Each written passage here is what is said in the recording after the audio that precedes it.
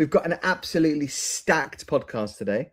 We're going to be talking about the unwritten rules of corporate success. How do you get promoted?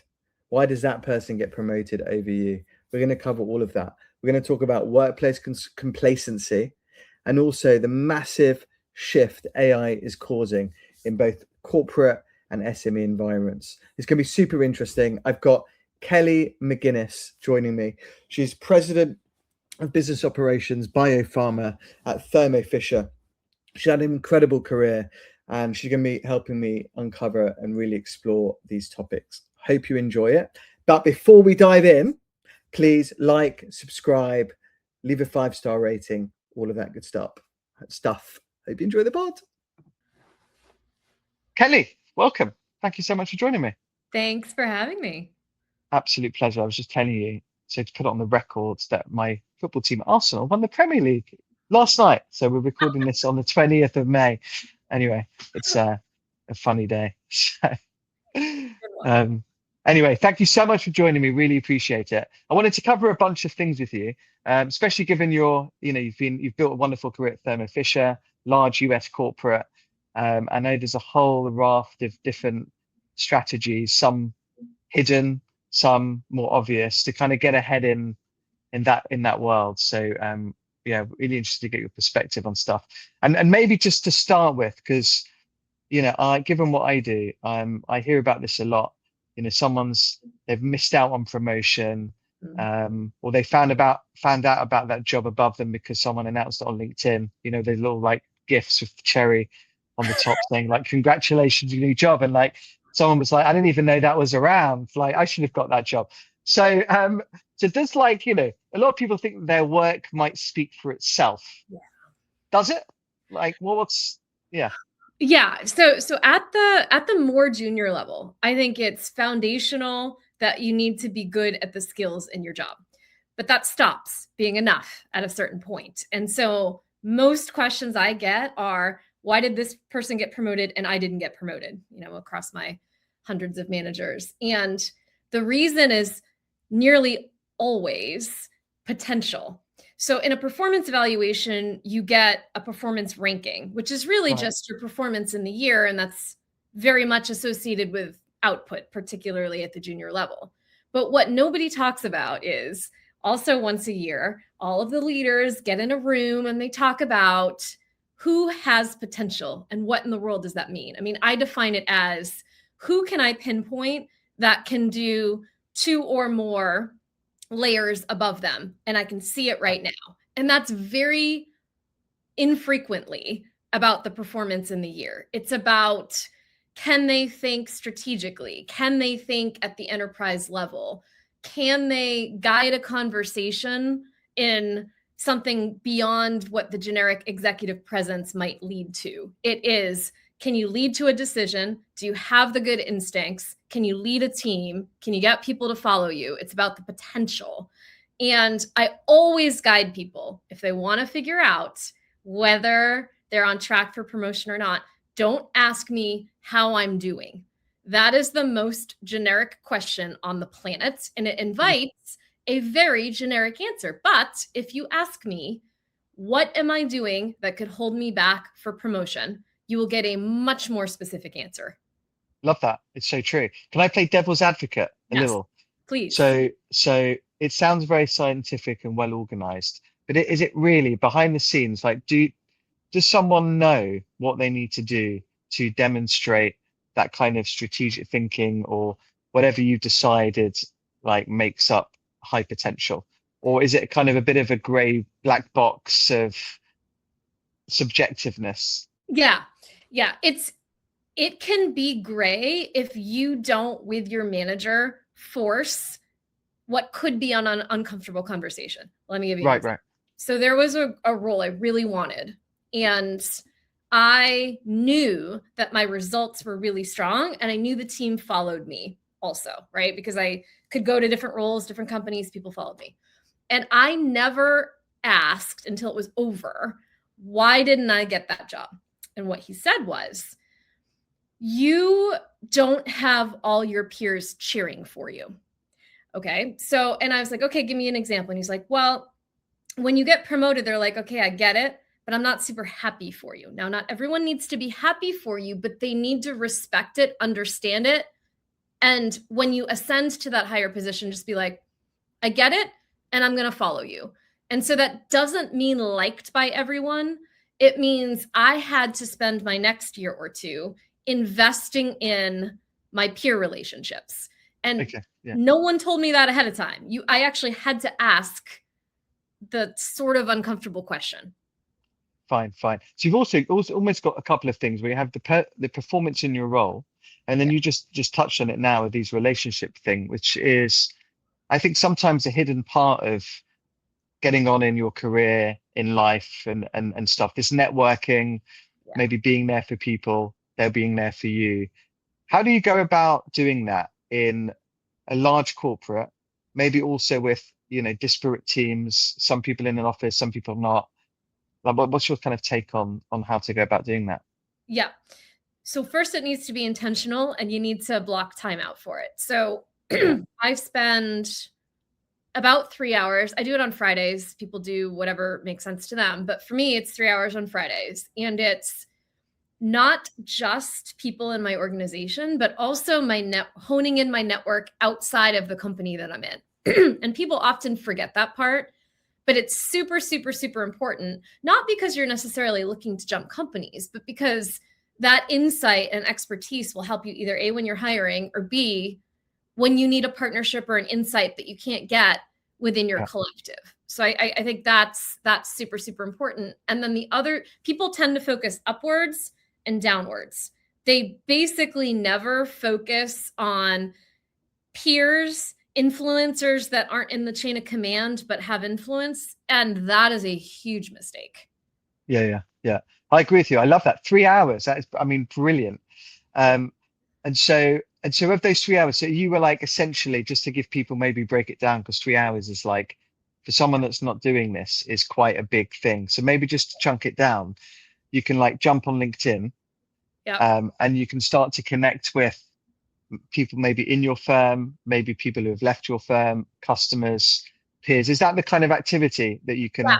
Yeah. And I do it in 3 chunks. So chunk 1 is people that I don't know very well in my organization. So I'll meet maybe 2 people that I've heard really good things about, or I've heard they're working on some cool things that I should be, at least aware of. So that's 1 hour of it. The next hour, I am chunking it down to people who could do really well on my team because I've heard they're awesome and I don't really know them. And so it's like referrals via, colleagues or friends or past bosses. And then there's the cold reach out that you look like you got a really good experience set. Let me just play around and let's just talk. And it's amazing how many people on my team came from just a cold reach out that I'm like, oh, you posted something kind of cool, or, oh, that job seems awesome, or whatever. And I'll reach out 8 times out of 10. That's not the only time I talk to them. I keep talking to them after that. Yeah. 100%. And to validate all of what you've just said.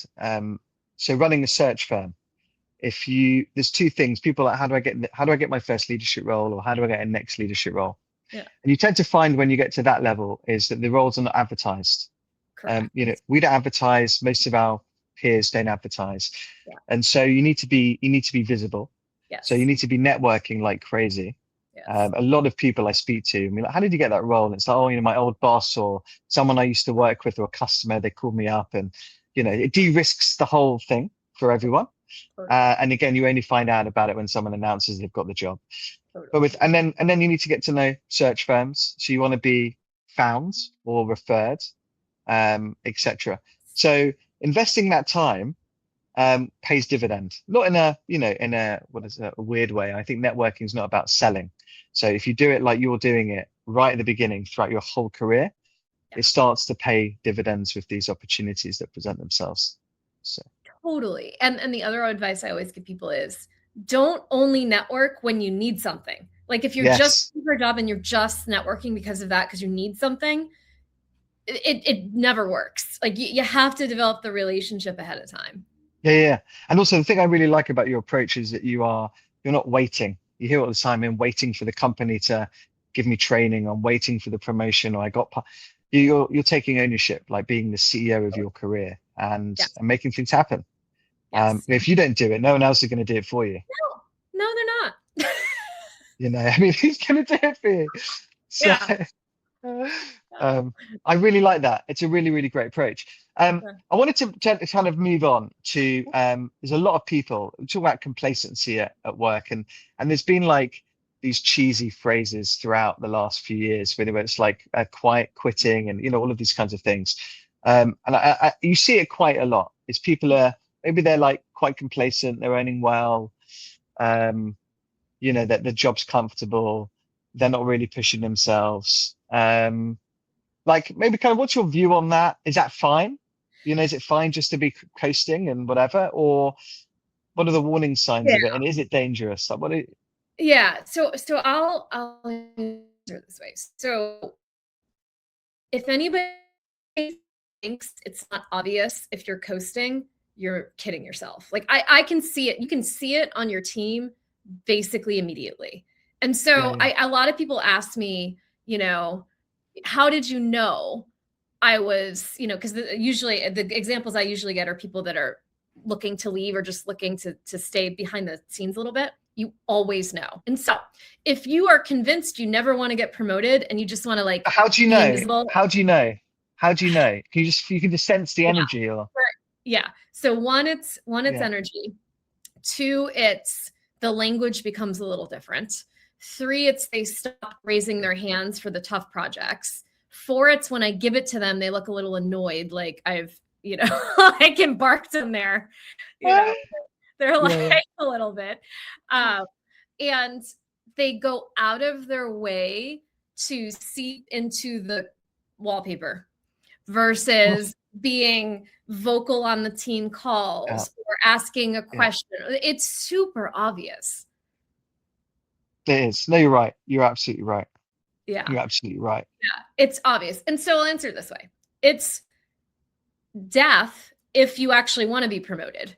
It's because if you do, no one's going to promote someone that is clearly being complacent. It's never going to happen. And if you think that you can turn it on when you're doing an interview, and I'm sure you can relate, you can suss it out there too. People can perform for one conversation, but if you talk to them a few times, you can't perform anymore. You just can't. And so you would probably notice it even if you're talking to a few times for jobs. Yeah, 100%. Also, just linking it back to our earlier conversation about being visible and wanting to get a phone call and maybe old colleagues taking you. It's not just your boss, but all of your team, right? I mean, if you're like kind of leaning out, it's putting a little bit more pressure on. They'll see you. People don't like to see people in their team like not putting the work in. No, even peers, to your point. Like, it's so funny whenever I get a call for a job, but it's not for me, I'm like, let me think of someone. And often it's in the peer set somewhere. And so if your peers are not seeing you lean in, or I'm not seeing you lean in, I'm not going to put my name against someone that I see as coasting. That's like death for me. That's a bad look for me. And so you got to show up, Yeah. So two things on that. So as the leader, what can you do about it? And then let's talk about if you are that person that you're leaning out, what we can do about that. Yeah. So if I'm a leader and observing it, I ask a question in a really non-confrontational way. I kind of say like, hey, what's your goals? Last time we talked, you told me this. Is that still what you want? Are you looking for something different? And so if I go on attack mode, anybody will get a little bit like they'll move back and they'll feel attacked. But if I say, hey, you told me you wanted to be this role 2 layers up. Is that still what just talk to me? Is that what you're looking to do? I'm going to help you get where you want, but you need to tell me. And if they really are leaning back, they'll probably just tell me one of two things. They'll say, I'm not feeling that right now. And so I want to do this instead, at which point I have a different lens for them. And sometimes they'll say, no, I still want that. And this, I was like, and then we have the next conversation, which is, this is what I'm observing, and this is what's different, and this is what needs to change if you really do want that role. And sometimes they're like, oh my God, like, I think they think to themselves, I didn't notice, but I always notice. That's the thing. Yeah. Now, to your point of like just building a high performing team, is obviously you need a whole raft of different folks in there. I mean, we all have different motivations, abilities, and so at what point are you saying, they're doing this particular role, they're doing it fine, they're hitting their targets, they're coasting, Yeah. they're not going to get the promotion. Are you fine with keeping someone like that in your team? Or Yes. Yeah. I yeah, think you actually need a few people but the expectations and the quote unquote contract needs to be clear. If someone yeah, thinks they yeah, need to be 2 layers up, and I perceive the coasting and just sort of like steady Eddie, so to speak, we say in the US, yeah, then if we're on the same page, it can be okay. If we yeah, are not, it's going to be wrong 100% of the time. yeah, 100%. I like that approach. I also I really like the fact I use this phrase. It's like if you're a leader and you have conversations with your team, not necessarily about work, but just kind of general chit chat, but you build a relationship, you're much more able to have these difficult conversations, For sure. non-confrontational, open lines of communication and things. So. You have, I mean, a quick example. A few months ago, I had a conversation with a woman who kept telling me over and over and over and over again she wanted to get promoted, and I said, okay. And she's super smart. I could kind of feel this like coasting mentality, and I said, okay, well, if you want this, here are the criteria of the role. 1, you need to be in front of customers 30% of the time. 2, you need to lead a team that's like 200 people. 3, et cetera. I laid it out. She's like, well, I don't want to do that. I'm like, okay, so then you can't do that. So are you good with this? Like, what's going to make you satisfied in this context? And then we had a different conversation. Yeah. No, it's absolutely right. It's just working out what's required. I just remember there was this video going around on TikTok a couple of years ago, and this young person got invited by their boss last minute to an ATM client meeting. So they was like, "Can you come to the ATM meeting?" And then the response was, "No, I have my gym session at ATM, and you don't pay me. Only pay me from 9." So that was the context, right? Oh, so I was like, amazing. So I put that on LinkedIn, and I'm like, what does everyone think, right? And it was really interesting because like most people were like, it's disgraceful that the boss would ask someone to come in for an ATM meeting, and couldn't they have organized it at a different time and this and that. And then there was somewhere like, I kind of thought, you know what, like it's an ATM client meeting. Be there for them, they'll be there for you. It's unusual. But it kind of like the unintended consequences are you going to get invited to the next ATM meeting? And the answer is no. Like, I think you're not. Like, there should be there's no ambiguity that it'll never happen, And I think life is a series of trade-offs. It is. It truly is. And it's in personal life, it's in professional life, it's in everything. Life is a series of choices. 100%. So let's put yourself in the guy who decided not to turn up for the ATM meeting. So if you're in a job where, and I think I'd say unfortunately a lot of people are not happy in their jobs, and I think maybe that's also a reason why some people they lean out. They're just doing it for the paycheck. A lot of people, I mean, most people can't afford not to work, right? So you just kind of get caught in this thing, sometimes unable to see, what would you like? What would you personally do if you found yourself like, you've done your time, you're feeling like a bit complacent? Like, how would you take action on it? What would you do? My shelf life for that type of feeling is like a month. So I would, meaning like I don't have tolerance for myself for that. So I would force myself to take a few days off, not on vacation, not to spend time with family, just for me to figure out what in the world do I want to do. And you and I both have lots of years still to work. And I'm not going to do that for the next many years. I'm going to figure out what is going to make me happy. What is it about my current situation that is really making me want to just coast? Because that's not my personality. And then I would try to distinguish, is it a me problem or is it an environment problem? Because if it's a me problem and it's something that I believe I can solve, which I can solve 50% of my own problems, then I would just try some different things in the box of corporate, so to speak. But if that is not, if I've really decided that the company itself the mission and the work, the opportunity, and all of those things are not in with what I want to do, I would quit for sure.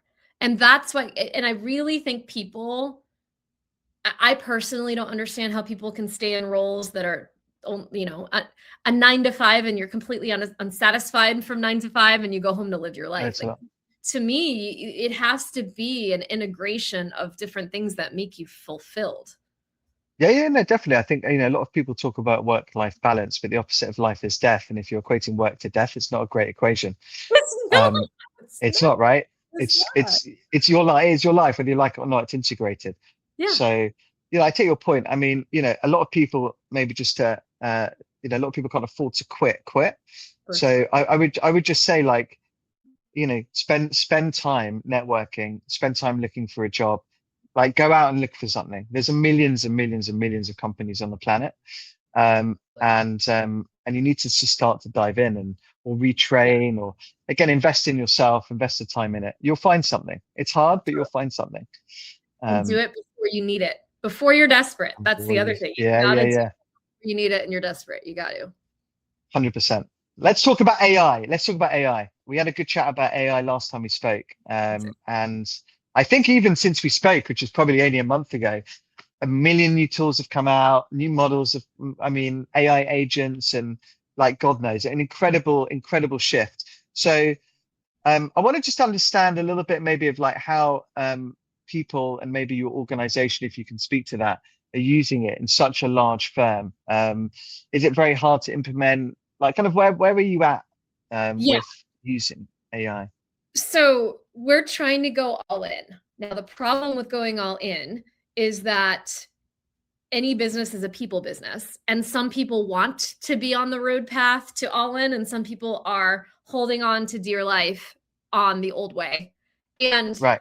Anything else? Oh, go ahead. Yeah. No, I was just saying, what does all in mean right now?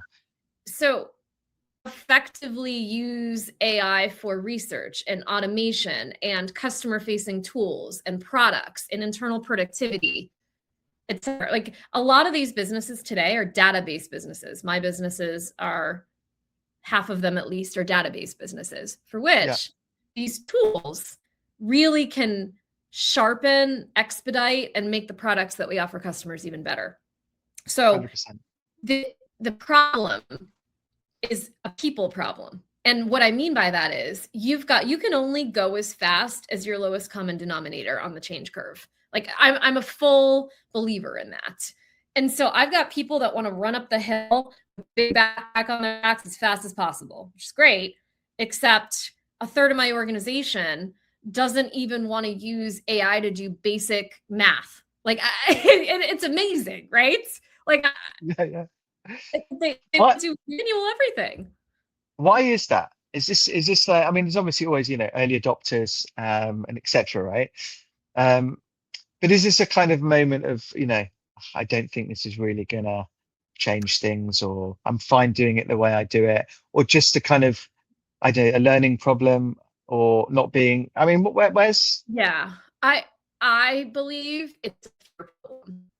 There's so much noise out there that AI is going to eat everything and eliminate everybody's jobs and all of these things. And so you've got an entire school of people, I believe, at least an observation, that are like, well, if I just don't do it and I push back, it can't possibly take my job because I'm so inherently needed in this situation. And what they don't realize is that behavior is the direct opposite of what you should be doing. You should be figuring out how to move yourself up the curve from a more human insight standpoint and let AI do all the technical stuff.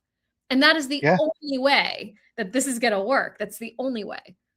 100%. Look, for us, we're a people's business, right? So we do headhunting. So we're calling humans to convince them to leave their perfectly good job and join someone else. But on every single search we have, right, we have 2 humans and an AI agent. So there's 3 on a search. And the AI agent is doing incredible stuff for us around insights, data, documents. We get so much data through a search using an agent on the team. Imagine, like, I think I'm a pretty good search person. Imagine me with 1,000 agents behind me coming to, just like unstoppable, right? So, but but you can relate that to any business. So I think, if you have a tacit knowledge of whatever you do, you've got your experience, your space, your market, whatever you're doing, and then you understand how to build your agent or your models with all of your tacit knowledge and all of the context and all of this kind of stuff. You're literally going to be unstoppable, I think. Oh, I right? agree. So human plus AI. Now imagine, like, if you're not doing that, definitely someone else is. I mean, you are, right? So you've got you and your agents, someone who's like, oh no, that's never going to take off. What's she up to? Oh my God. Yeah. Can't compete, cannot compete. It's hard Like to. that. And that I think people need to get up. I think this is scarier for people that we talk to anyway, because this is forcing change in the more professional professions, not the machine workers in the factories like the Industrial Revolution did. This is more professional area people that got their college degree that expected life to take them on this nice natural curve. That's not how life is going to work anymore. No, it's true. It's even like if you go down to actually how you spend your like minutes of your day doing your workflows of just however you do it. Maybe the numbers come on a spreadsheet and you're just used to, like, you copy and paste it to this and that, whatever it is, just a small bits of your job completely change if you wanted to. I mean, and it's changing anyway, but it's quite hard, I think, for people to just, people are maybe creatures of habit. Yes. And I would just also say, like, the benefits come from intense use. Yes. You have to spend like a few months just going all in, learning it, and it's just it will catapult you forward, I think. Totally. Absolutely. I think. Are you guys as a firm helping people do that, or is it onus on the individual, or a bit of both? How are you? It's both. We've done lots of trainings. I've kicked off lots of transformation projects, and they work, but then something happens later. So when I went back and looked at, well, who's watching the trainings and who's involved in these sessions, half my team doesn't do the trainings. Half my team doesn't. Then you can check like who logs into all these AI tools that we have. It's half at best. The other half haven't even logged in. So it's like, I kind of go with, you can lead a horse to water, but you can't make him drink. Like and at a certain point, I'm big on, I'm going to try as much as possible to get people to use the tools that the business needs. But if you refuse, what are you going to do? Like there's nothing else to do. No, yeah, 100%. 100%. I mean, the wonderful thing with these things is that if you can imagine it, you can make it happen by talking English or Chinese or French or Spanish, whatever language you can speak, into your language model, and it will do stuff for you. Yeah. You don't even have to be technical. No, you don't have to do nothing at all. It's amazing now. Yeah. My God. Right. Well, if you're watching this and you haven't dived in, please dive in. Yes. Now, are you seeing like a generational difference or not? Yes. So, I think I'm a older millennial. So this like piece where you've been in the workforce early 20 something years. Same. Yeah. Like you've been in the middle. So you have experience. You have like real world experience. And then you've got, X's and boomers kind of to the right, and you've got the younger folks to the left. The younger folks only know, like, they're all in trying to change everything with this. Like, but what they don't have is the experience that tells them, is the AI thing doing what the AI thing should do? And I mean, even telling the AI thing to do something that's useful. When you have experience partnered with that, you are unstoppable. So I think older millennials especially are kind of uniquely suited for this, because we can talk to the folks kind of who grew up with it, and we have enough experience so that the older X's and boomers don't completely throw us away because we don't have experience, which is what I observe they often do with the younger folks. So we are uniquely qualified in the middle. I do see a lot of the more mature folks in the workforce coming up with a million reasons why they don't trust it or why it can't do something. Like a million reasons, right? And the reality is, I think it's on us kind of in this older millennial range to bridge the gap between the two sides, because otherwise you'll end up with two sides, which is horribly problematic in a workforce. Yeah. I also see that in our generation, where you have people that like to try stuff, and I think it's just being curious, right? Why would you not want to try something new? It's really interesting. Totally. Um, Yeah. even if you're right and it turns out to be complete rubbish and nothing, still amazing learning, trying different stuff and Yeah. things like that. So, and there's also there's older folks that are also super curious. Yeah. You know, I mean, look at the people that are running the largest tech firms. I mean, some are older. Zuckerberg's our age. You got Totally. Jensen Wang, incredible. Yeah. So you know, it can be, Mix. maybe the thread is being curious. Totally. If you didn't grow up with, you know, in the digital age. Totally. Oh, don't get me wrong. There are plenty of 27-year-olds that aren't particularly curious on my team. So let me not make all about that. No, it's true. But you just have to, you just dive in, be curious, learn stuff, try things, and it just, you follow, if you have that thread throughout your career and your life, it's just a wonderful thing to do, and it sets you apart to your point of potential. Yeah. You know, if you've got someone who's trying things and they're like, oh, Kelly, can I try this? And, you know, just trying things and trying different ways. And I know we've always done it this way, but maybe we could just try this. You're just positioning yourself in a way better light. Well, and I've never once in 20-something years, if someone asked me, can I try whatever, fill in the blank, I have never once said no. Not once. So why wouldn't people just want to try, you know? Yeah. So question for you, just for leaders that are struggling to get the buy-in for AI tools from a multi-generational workforce, is there anything that's worked for you, or that you maybe you're about to try, or any advice on that?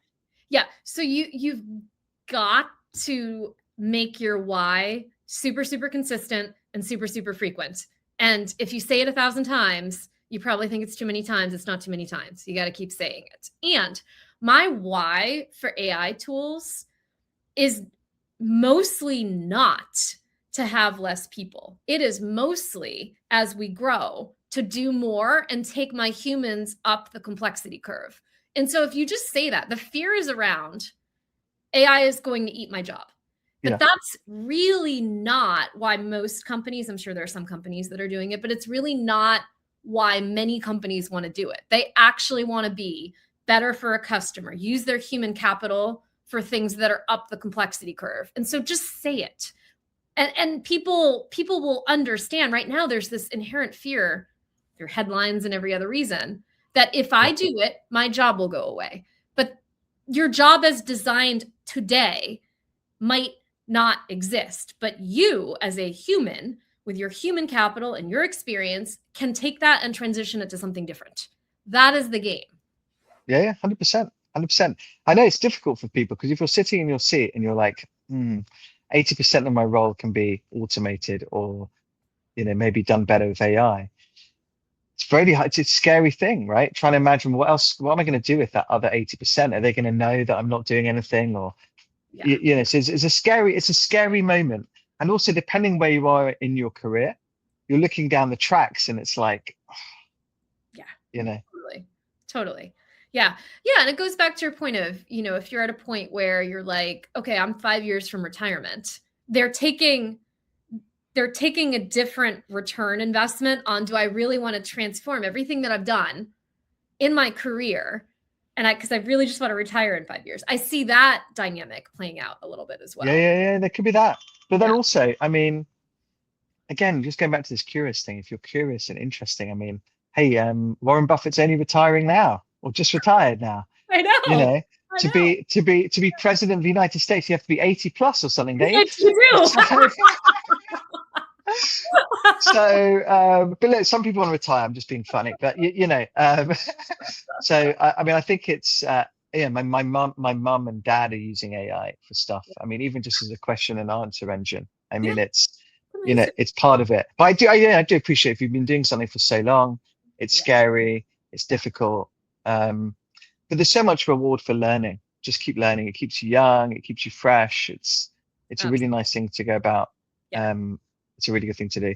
What are you, just kind of to wrap things up, like just what AI tools do you like to use? Like for those that aren't using anything or just want to try new stuff.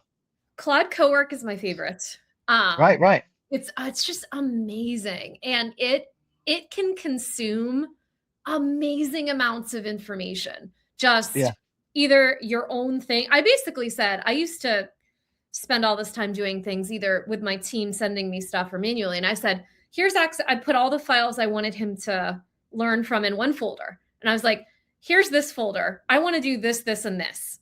Tell me what you can do. That's not a code. That's not me being complex. That's not me doing that. That's just me asking a basic question. The stuff that it came back with, Cowork specifically, amazing. And that's just for those that don't know. You're putting files in a folder on your computer. Yes.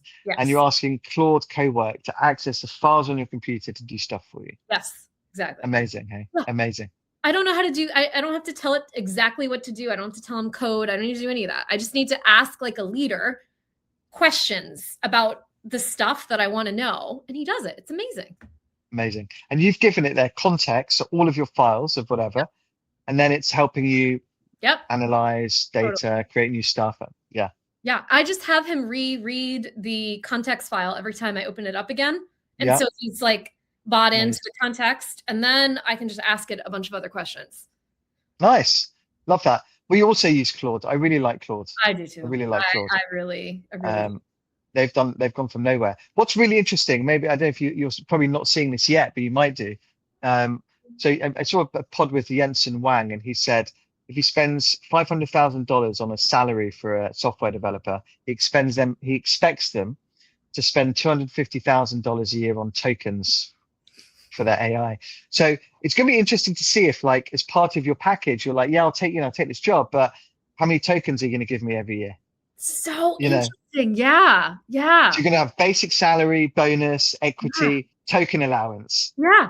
Yeah, totally. Because the token allowance is basically how many like AI employees you have at the end, because you're making which is amazing. I totally see that. Yeah, it'd be a line item on a P&L. Yeah. Be like, you're going through your P&L, you've got like tokens, and your team are like using like millions and millions and millions and millions of tokens. But it's coming. It's going to be very interesting to see if indeed it's cheaper than a human. Or it's just replacing salary for, rather than the salary, you're giving it to Sam Altman or Dario or Elon or whoever, Google. So interesting. Yeah, I totally see that. I could see that. I mean, we won't find that out for some years, but that's no. It could happen. I want to give you a couple of tools. My favorite tools this year I'm using this thing called Whisper Flow, where it's a little app called Whisper Flow, and you press one button on my computer and I just talk and it writes for me on any like text box. So because maybe this sounds lazy, but I don't want to write anymore. I talk so much quicker. So I'll jump on either it's email or WhatsApp or like Claude, and I'll just press the button and be like, da, da, da, da, da, and it writes it all perfectly for me. So that's incredible. Whisper Flow. My other one, which is really nice, and I always ask permission before I do this, just as an FYI, is I like to use an AI note taker. When I do meetings. Yes. So I'm using Granola, which I've just started using. It's like the breakfast food granola. No honey on top, and it just perfect. It transcribes. It gives you the insights. You can then put it into your favorite LLM like Claude, and you can ask it to give you the insights from the conversation and things like that. Because I used to be like phone like this, like writing, writing notes and. So anyway. I'll have to try that one. Try that one. Cool, Kelly. Thank you so much. Love the conversation. Really nice to hear what you're up to, and some really good advice for folks as well. So thank you so much. Absolutely. Thanks for having me. Absolute pleasure.